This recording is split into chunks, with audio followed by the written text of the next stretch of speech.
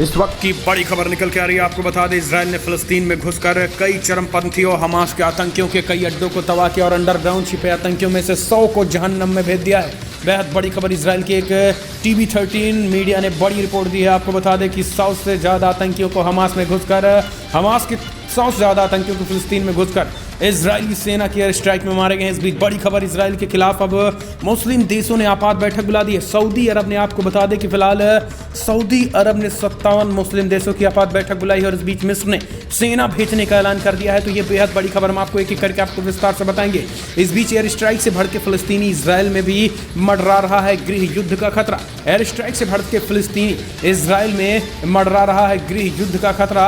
Israel में रह रहे मुस्लिमों ने विद्रोह करना शुरू कर दिया है। बेहद बड़ी खबर निकल के आ रही है, इसके बारे में आपको बताएंगे। लेकिन यह भी बताएंगे कि कैसे अकेला अरब देश पर भारी पड़ा था इजराइल, 6 दिनों में बदल गया था पूरा मिडिल ईस्ट का नक्शा। तो सब कुछ खबरें दरअसल इस वक्त की बड़ी खबर, आपको बता दें कि इजरायली सेना ने एक बार फिर से फिलिस्तीन में घुसकर जबरदस्त तरीके से एयर स्ट्राइक की और हमास के 100 से ज़्यादा आतंकियों को ढेर कर दिया गया है। आपको बता दें कि TV13 ने एक बड़ा खुलासा, इजराइल की एक मीडिया ने खुलासा करते हुए कहा है कि फिलहाल इजराइल की सेना ने फिलिस्तीन में सैकड़ों जगहों पर बमबारी की है, जिसके बाद हमास के सैकड़ों से ज़्यादा आतंकी मारे गए हैं इस एयर स्ट्राइक में। इस बीच आपको बता दें कि मुस्लिम देशों ने भी पूरी तरीके से आक्रामकता दिखा दी है।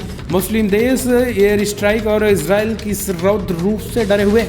यही कारण है कि अब तुर्की नहीं बल्कि सऊदी अरब 57 मुस्लिम देशों की आपात बैठक बुलाई है। मुस्लिम देशों के संगठन ऑर्गेनाइजेशन ऑफ इस्लामिक कॉरपोरेशन 16 मई को इजराइल फिलिस्तीन संघर्ष पर इस्लामिक देशों के विदेश मंत्रियों की आपात बैठक बुला ली गई है। आपको बता दें कि OCI ने ट्वीट करके बताया है कि सऊदी अरब के अनुरोध पर संगठन की कार्यकारी समिति के सदस्यों को विदेश मंत्री स्तर पर 16 मई को बैठक बुलाई गई है। यानी सऊदी अरब ने इस बैठक का आयोजन किया है। इस बैठक में यरूशलेम में अल-अक्सा मस्जिद में हुई हिंसा और फिलिस्तीन क्षेत्र में इजरायली आक्रामकता, खासकर अल कुद्स अल शरीफ में हिंसा को लेकर चर्चा की जाएगी। लेकिन आपको बता दें कि इजराइल ने भी स्पष्ट और क्लियर कर दिए हैं कि फिलहाल एक कदम पीछे हटने वाले नहीं है। इजराइल की सेना लगातार घुसकर हमास के कई आतंकियों को तबाह कर रही है। फिलिस्तीन में एक तरीके से तबाही का मंजर बना दिया है। ताबड़तोड़ रॉकेट्स और फाइटर जेट गरज रहे हैं। रॉकेट्स के जरिए हमास के कई अड्डों को तबाह कर दिया गया है। अगर बात करें भी शुक्रवार की रात को ही, तो लगभग 30 से ज़्यादा जगहों पर एयर स्ट्राइक और कई जगहों पर बमबारी की गई है सेना के द्वारा। इजरायली सेना के इस एक्शन से 100 से ज़्यादा आतंकी मारे जाने की खबर है। यही कारण है कि सऊदी अरब सानन फानन में सुबह ट्वीट किया और कहा है कि फिलहाल OIC 57 मुस्लिम देशों के संगठन को तत्काल आपात मीटिंग की जरूरत है। इस बीच बड़ी खबर निकल के आ रही है। सूत्रों से मिल रही जानकारी के मुताबिक मिस्र ने तो इस फिलिस्तीन के समर्थन में सेना भेजने का भी ऐलान कर दिया गया है। आर्मेनिया और अजरबैजान का जंग आपको भी याद होगा, जिसमें आर्मेनिया अकेला पड़ गया था और अजरबैजान के साथ पूरा मुस्लिम देश आ गया था। हालांकि सबसे उस वक्त अजरबैजान के समर्थन में, उस मुस्लिम देश के समर्थन में इजराइल भी था। लेकिन आज जो बड़ी खबर निकल के आ रही है, अजरबैजान फिलिस्तीन के समर्थन में खड़ा हो गया है। यानी जिस अजरबैजान को ड्रोन सप्लाई किया था इजराइल उस वक्त के समय में, जिस वक्त बड़ी दिक्कतों का सामना कर रहा था, अजरबैजान और आर्मेनिया के बीच जंग था।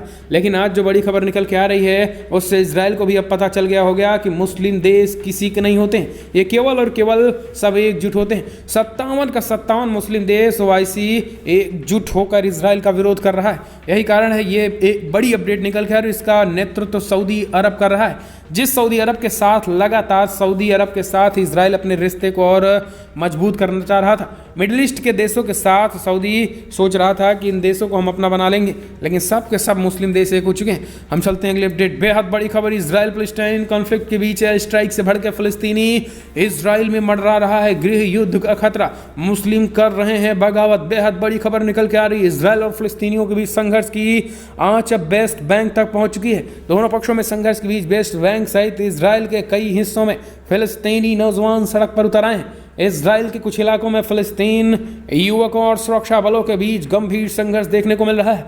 कई मुस्लिम लगातार विद्रोह पर उतर गए हैं। आपको बता दें कि इजराइल में मुसलमानों की संख्या भी तादाद में है, लेकिन जिस तरीके से इजराइल में मुस्लिमों द्वारा इस तरीके के कांड किए जा रहे हैं और विद्रोह किया जा रहा है, हालांकि इजराइल ने सेना उतार दी है। चप्पे चप्पे पर इजराइल के संवेदनशील और जहाँ पे ज़्यादा मुस्लिम बाहुल्य इलाकों में सेना को घुसेड़ दिया है। यही कारण है कि इजराइल की सेना ने 11 से ज़्यादा मुस्लिमों को मौत के घाट उतार दिया है। कल बड़े पैमाने पर प्रदर्शन करने चले थे और इजरायली सेना पर पत्थरबाजी भी की थी, जिसके देखते हुए इस पर इजराइल की सेना ने ताबड़तोड़ एक्शन लिए थे। ये बड़ी खबर इजराइल से निकल के आ रही है, जहाँ पर एक तरीके से इस विवाद में अब अंदरूनी गृह युद्ध का भी खतरा दिख रहा है। हम चलते हैं अगले अपडेट। जब अकेला अरब देशों पर भारी पड़ा था इजराइल, 6 दिनों में बदल गया था मिडिल ईस्ट का नक्शा। आप समझिए, इजराइल अपने दुश्मनों को चुन चुन कर मारने जानता है। इजराइल और फलस्तीन के बीच खूनी संघर्ष शुरू होने से फिर जंग की आशंका जताई जाने लगी।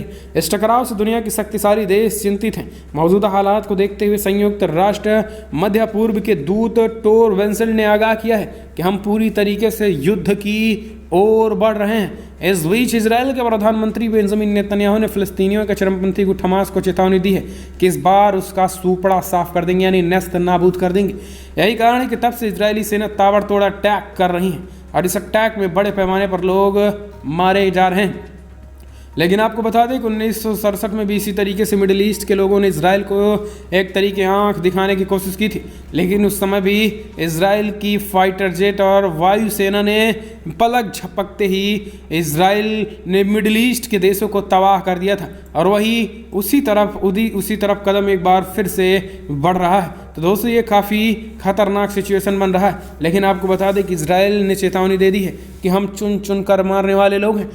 इजरायली की सुरक्षा और खुफिया विभाग मोसाद का नाम आपने सुना ही होगा। वो अपने सैनिकों की और अपने खास करके नागरिकों की जान बेहद कीमती मानता है। वो अपने एक नागरिकों की जान का बेहद कीमती मानता है। यही कारण है कि वहाँ पर इजराइल में लगभग हर घर बंकर बने हुए हैं। अगर किसी भी तरीके से अटैक की कोई सूचना मिलती है तो सारे के सारे निवासी वहाँ के लोग बंकरों में जा घुसते हैं, जिससे परमाणु बम भी छोड़ दिया जाए तो उनको कोई दिक्कत नहीं होती है।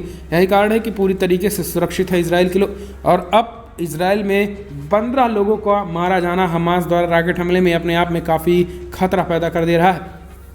हम चलते हैं अगले अपडेट। अमेरिकी राष्ट्रपति जो बाइडेन ने नेतन्याहू को फोन कर कहा इजराइल को अपनी रक्षा करने का हक है। अब अमेरिका भी खुला समर्थन कर दिया है एक तरीके से इजराइल को। जी हाँ, दरअसल इजरायली की सेना और हमास के बीच जारी संघर्ष को लेकर अमेरिका के राष्ट्रपति जो बाइडेन का बयान भी सामने आ गया है। आपको बता दें कि बाइडेन ने इस संघर्ष को लेकर कहा है कि इजराइल को अपनी सुरक्षा करने का पूरा हक है। अमेरिकी राष्ट्रपति जो बाइडेन ने बुधवार रात इजराइल के प्रधानमंत्री बेंजामिन नेतन्याहू से फोन पर बातचीत भी की थी।